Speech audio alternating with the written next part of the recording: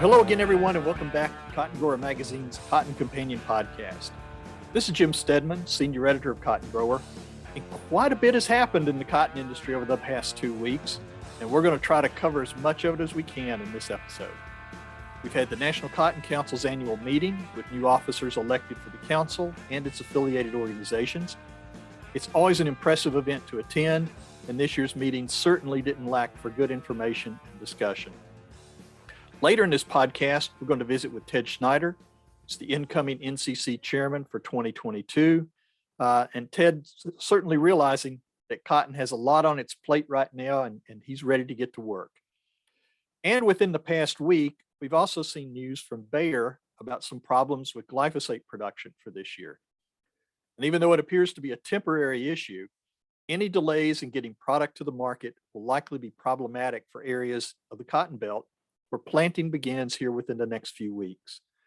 My colleague Jackie Pucci, who tracks the ag chem market for several publications in the Meister Media family, including Cotton Grower, will be joining me again in a few minutes to recap what and why this happened and what it means as we get closer to field prep and planting. So as you can tell, this is going to be a newsy episode of the Cotton Companion, and we certainly hope you'll stick around for all the information and discussion.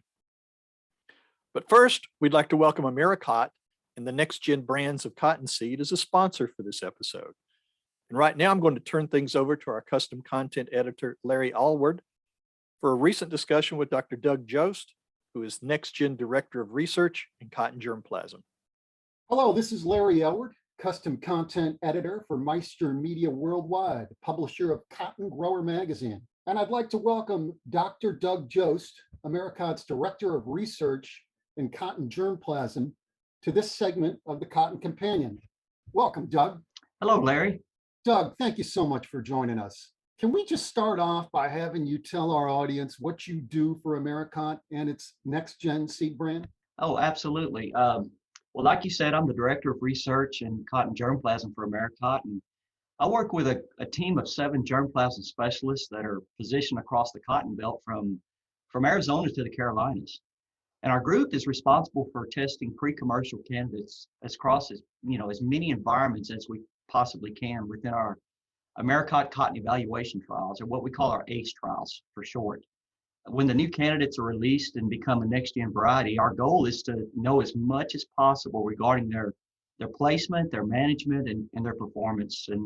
And really, Larry, this enables our sales team to more effectively sell these products with the greatest chance for success with our customers. Excellent. We at Cotton Grower are getting to collaborate with Americot later this spring when we head down to Lubbock, Texas, for the presentation of our Cotton Achievement Award to this year's winner, Ted Schneider, thanks to the generous sponsorship of Americot. Can you just talk about what it means for Americot to be able to support and shine a spotlight on people like Ted, who lead this industry forward? Well, in a nutshell, Larry, it's an honor. I believe Americot has sponsored the Cotton Achievement Award for the past 4 years, and it's great to be able to credit farmers who have demonstrated extraordinary commitment and leadership and innovation within the cotton industry. You know, guys like Ted don't always get that recognition, and that they really deserve. And as a company, we're really proud to be part of that exposure for Ted. Our winner, Ted Schneider, has family roots over there in Arizona, and we know that's where a lot of seed production for Next Gen seed happens as well. So Next Gen seed has some roots in Arizona too.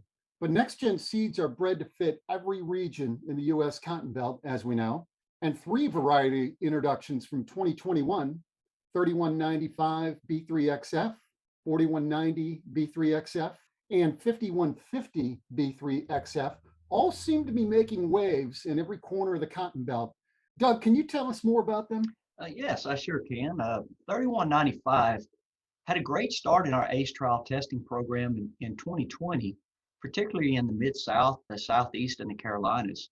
But, performance just didn't seem quite as strong in Texas as a whole in 2020. But, boy, we certainly saw a different picture in 2021 with this variety. It came to the top of many of our trials, especially in West Texas. And, we had 2 completely different growing seasons between the 2 years, and it's most likely contribute to the difference in performance. Overall, it's going to be a very strong candidate for Americot going forward across the belt. 4190, NextGen 4190 had limited testing in 2020 due to availability of seed. So we were really excited to see how it would perform in 2021. What we did learn during the 2021 growing season is in its strength and performance in Eastern Texas, parts of West Texas, Georgia, and the Carolinas. For a medium maturing variety, it'll certainly have an important fit and impact on those particular areas. And then NextGen 5150 is a medium to full season variety that enables us to bring something new to the market that's really easy to manage and gives us more verticillium wilt tolerance. This variety certainly has a fit in areas, especially where NextGen 5711 has been such a good performer in the past. And looking at an even newer seed introduction, what can you tell us about the latest class of 2022 NextGen release, 3299 B3XF? Yes, Larry. Well, we released just one variety for 2022, and as you said, it's NextGen 3299. It's also a B3XF, and it's an early medium maturing variety that we're really excited about. This variety has excellent heat tolerance, is easily managed, cleans up well at harvest, and has excellent storm tolerance and bacterial blight tolerance. This variety seems to fit and produce well in both irrigated and dryland environments. And our performance overall for this variety seemed to fit best in Texas, Oklahoma, Kansas, the Mid-South, and upper parts of the Carolinas and the Virginia area. It's all really exciting news for our listeners. We sure know that. And we appreciate you joining us on the Cotton Companion. And we look forward to partnering with your team at AmeriCot on our Achievement Award luncheon in late March. And until then, we wish you all the best, Doug, and thank you for joining us once again. Larry, thank you for having me. It's a pleasure. Thank you, Larry and Doug, for that timely segment. And now to the news. The National Cotton Council held its 2022 annual meeting February 11th through the 13th in Houston. The industry was out in full force for 3 days of caucuses, committee meetings, elections, and special presentations. And as always, the most highly anticipated report was the announcement of the results of the Council's 41st annual early season planting intentions survey. And that survey, which is based on input from producers from mid-December through mid-January, showed that U.S. cotton producers intend to plant 12 million cotton acres this spring. That's up 7.3% from 2021. Upland cotton intentions are 11.9 million acres. That's up 7.1%. While the extra long staple cotton intentions, 158,000 acres, represent a 24.8% increase. Now, using the 10-year average abandonment rate for each state, cotton belt harvested area totals 9.8 million acres for 2022, with a U.S. abandonment rate of 18.9%. And using the 5-year average state level yield per harvested acre, generates a cotton crop of 17.3 million bales. That's 16.8 million upland bales and 438,000 ELS bales. Now here's how it breaks down by region. In the Southeast, respondents indicated a 3.7% increase in cotton acreage, takes the total up to 2.4 million acres, with increases noted for all Southeastern states except Florida, which is showing a modest decline. In the Mid-South, growers intend to plant 1.9 million acres, which is an increase of 14.6% from 2021. In the Southeast, growers intend to increase cotton acreage by 7%, up to 7.4 million acres. In the West, producers intend to plant 156,000 acres of upland cotton. That's down 14.1% from last year. But ELS acreage is expected to increase by 24.8% this year, up to 158,000 acres.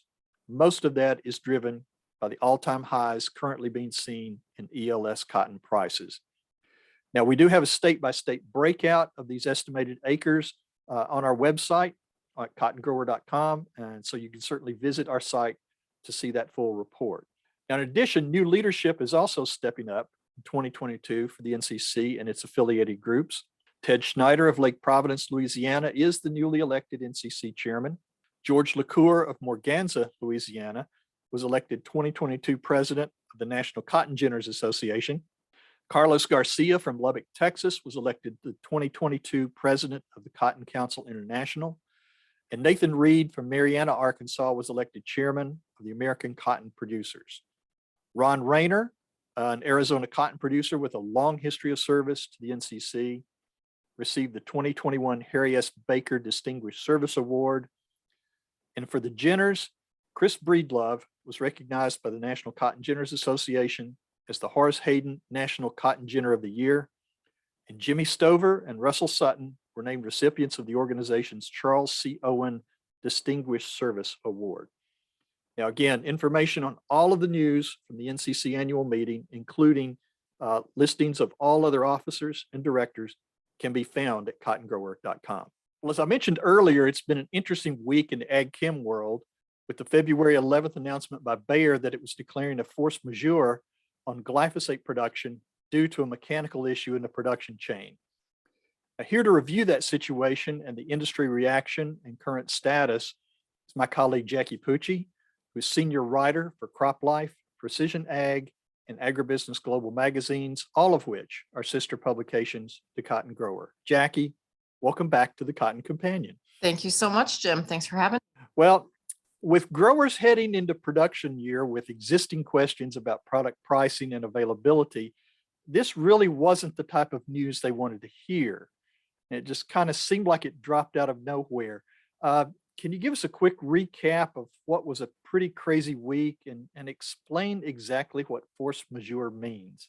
Sure. Yeah. So February 11th is when this letter surfaced from the Bayer global head of active ingredient manufacturing, declaring this force majeure event, saying that one of its key raw material suppliers suffered a failure at its manufacturing plant, and that repairs would take 3 months. And so when it declared force majeure, what it meant was that its ability to supply customers with glyphosate or glyphosate containing products agreed upon in certain agreements or under accepted purchase orders has been impacted. So it's saying it's this event that's out of its control. So therefore it wasn't able to keep some of its agreements. So obviously this worried people. Hearing about this letter that got out, and on Monday Bayer responded to it, and it seemed to kind of backtrack here in the US some of the statements that it was putting out. By backtrack, what I mean is it got a little bit more specific, saying that this event wasn't going to significantly impact supply of branded Roundup in the US, that this was only affecting formulated products, third-party formulated products outside of the US. And there's just a little bit of confusion about that. And then also they didn't mention that they later did confirm that it was this manufacturing failure was at its Luling plant here in the US. So anyway, yeah, people were very worried about this because it was just, Bayer wasn't exactly being forthcoming in some of the details. And 3 months from now takes us into mid-May, which is well after the spring season has begun. Oh yeah, definitely. What kind of reaction did you hear from the retail industry on this? Well, they were kind of saying that they had heard from their rep that their supply wasn't going to be impacted here. But they're still worried because they don't have their allocations, a lot of them. So they're still fighting to find product to cover their needs for the season. So I talked to one person and one retailer in Oklahoma, and he was saying he had been trying to find replacements, but the alternatives are also short: clethodim, paraquat, all of these types of products. So he said that his area is going to most likely have to plow fields, and they're going to just have to work through it. And then I also spoke with someone, Greg Culp. He's with Mercer Landmark in Salina, Ohio. He just says that prices he expects to continue going up. Glyphosate right now is about 3 times, and he expects that it's going to be about 4 times what they paid last year, and going to get tight for alternative products. If you ordered early, you should be okay. If you're waiting till now to order, it's going to be a struggle. Anything from other sources? I know you and I have talked before about some of the weed specialists have kind of seen this coming, that they've all come out fairly strongly in terms of this is what growers need to do. This is the type of alternate products they could be looking for and things like that. Did any reaction from that audience to this? Well, it's not exactly so simple as getting replacement products.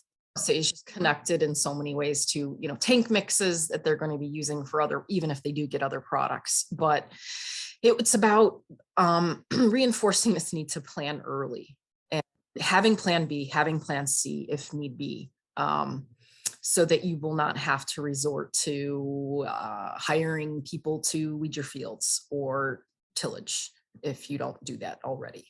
Greg had also added that they're working, with their manufacturer distributor partners to manage supply, be patient. They're not raising their prices now to just the anticipation that they're going to rise, but he's asking customers to, just be flexible in the pricing because it's such a volatile market. They may need to raise prices later. But a lot of it is just, you don't really know until what you have until it's in the shed. So a lot of, I guess, nervousness about that going into 2022 season here. Yeah, absolutely. Any indications on what's next? I'm not really sure, honestly. I guess we're just going to have to find out. I want to connect with the companies again this week, just kind of find out what the developments are, as we get closer now to spray season. But yeah, I think people just trying to get things in order. I think that may be all they can do at this point. Yes. Well, obviously, it's a situation that we're going to keep watching, and you've done a great job tracking this story, and I certainly appreciate you taking time to join us today to give us a few more details. Thank you, Jim. Yeah, next, if we find out more, would love to come back. Sounds good. We'll make that happen. All right. Thank you. Thanks, Jackie. Mm-hmm. And now to wrap up this chock full of news episode, let's hear from Ted Schneider, the 2022 chairman of the National Cotton Council. I had a chance to visit with Ted during the annual meeting in Houston, and here's how our discussion went.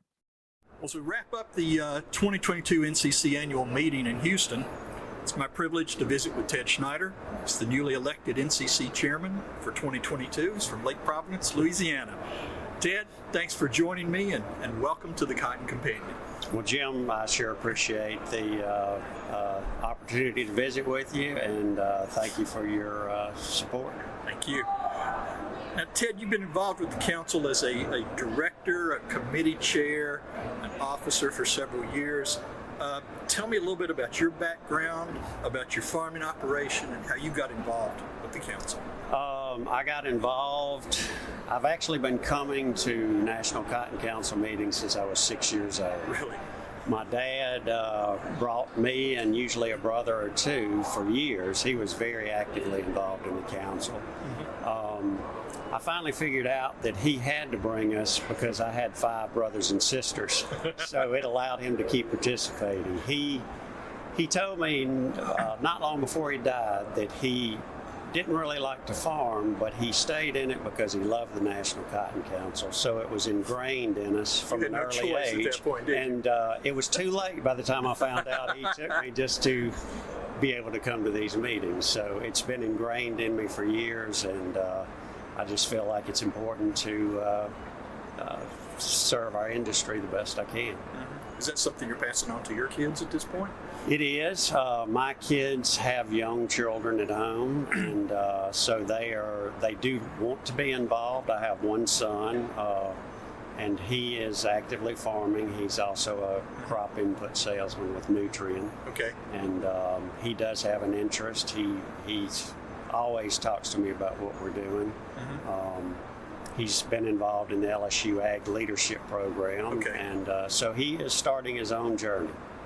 Is he farming with you, or does he have his own? He was farming with me, but he had an opportunity to go out sort of on his own, and so that's what he's doing now. We work together a lot, and he is my input supplier. He's your guy. That's right. He's my guy. Your connection. Huh? Yes. Okay.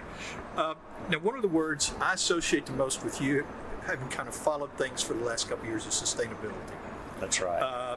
You've been a real champion for Yes. that through the Sustainability Task Force and now through the U.S. Cotton Trust Protocol.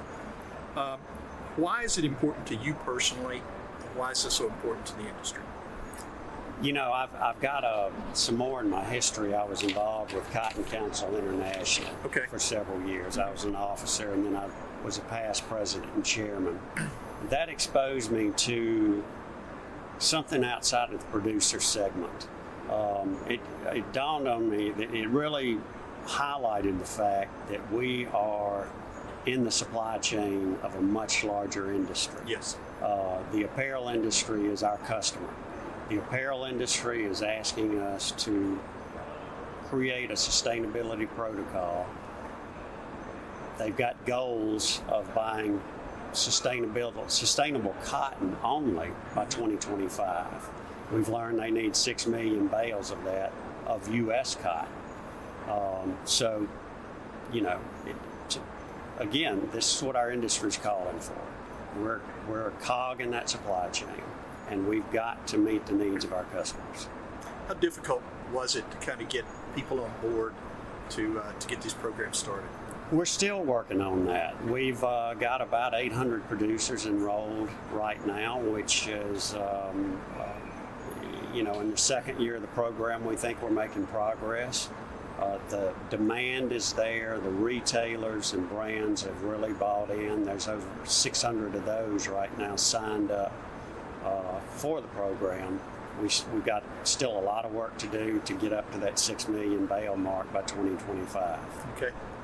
Now, technically, right now, we're a year away from the next Farm Bill. That's right. And but there's some things currently going on, some action starting to move, some listening sessions going on already underway. What does cotton need to accomplish in these areas? You know, cotton needs to just be at the table. We are like what we have right now. And I think that's probably fair. Yeah. Absolutely. So this year, specifically this year, we know there's a lot of challenges out there for agriculture, not just cotton, but agriculture as a whole. What areas is cotton really going to focus on this year in terms of program elements and goals? Well, you know, at this meeting, we've talked about several things. We've got a full plate of issues that we're looking at. We're looking at sustainability. We're looking at our merchandisers who took a major hit during COVID. We're not included in any of the COVID relief packages. We're actively still trying to find a vehicle to provide that support. We're trying to ensure that crop inputs are still available, working through and with EPA and with several other groups to ensure that specifically dicamba is still available. That's a very important tool. Again, we're working on Farm Bill, starting those talks this year. The 2023's actual year it will come on board. Disaster assistance for producers under the WIP program for 2020 and 2021. Climate change and conservation programs. Right now, we had a good visit with Robert Bonney, an Undersecretary of Farm and Conservation Programs. And we're also working with EPA on the Clean Water Act. Okay. Full plate. That's not just a full plate, that's a full platter. Yes, it is. As always. As always, yeah. Definitely. Now, looking at the rest of the officer roster that's just been elected for 2022, it looks, to me, you've got some really good people. We do. On there. A lot of varied backgrounds to work with. How valuable is that team going to be? It's incredibly valuable. And I tell you, the former leadership is instrumental in developing the future leadership in this organization. It's a highly unusual organization, and it involves every segment. And they're very good about picking out people and putting them in spots to see how they do. And so we've got to always have an excellent team of leaderships just based on the leadership, the legacy of leadership that has come through for, this is our 86th meeting. Yeah. And we go back a long way, and that legacy has continued up until today. Yeah, I've noticed just walking around visiting with folks that, we're starting to see that next generation. That's right. Moving into this program. It's really nice to see a lot of young people here. I look around and I see a lot of gray hair. It's nice to see somebody with long curly hair that actually has hair. Yeah, that's right. Yeah. Well, Ted, I know you've got some other obligations to get to, so thanks for taking time. Well, thank with you, us. Jim. I appreciate the opportunity. We're certainly looking forward to working with you this year. Thank you. Me too. And that's it for this episode of the Cotton Companion Podcast. A special thanks to our sponsor, Americot, and the Next Gen brand of cottonseed. Thanks to Jackie Pucci for joining in, and to Ted Schneider for taking time to visit with us as well. And as always, thanks to you, dear listeners, for joining us. If you like what you hear on the Cotton Companion, please be sure to spread the word and tell your friends about this podcast. Here's Miss Diane to let folks know where and how they can find us. You can find the Cotton Companion in 3 easy ways. First, go to cottongrower.com/companion, or simply click the podcast tab at the top of the homepage. Second, subscribe to our channel on iTunes or wherever you find your podcasts these days. And 3, sign up for our weekly e-newsletter, the Cotton Grower e-News, that's delivered to your email inbox every Tuesday morning. You can do that by going to cottongrower.com/subscribe. Also, be sure to follow Cotton Grower on social media. We are at Cotton Grower Mag on Twitter. And on Facebook, you'll find us by searching for Cotton Grower Magazine. Cotton Companion Podcast is produced twice monthly by Tyler Hatch and Kim Henderson, our talented colleagues at the world headquarters for Meister Media Worldwide in Willoughby, Ohio. My name's Jim Stedman. I'll be back with you in 2 weeks for the next episode of the Cotton Companion. Until then, let's all stay safe. Yeah, he works and he works and he works and he works all day. God made a farmer. Yeah,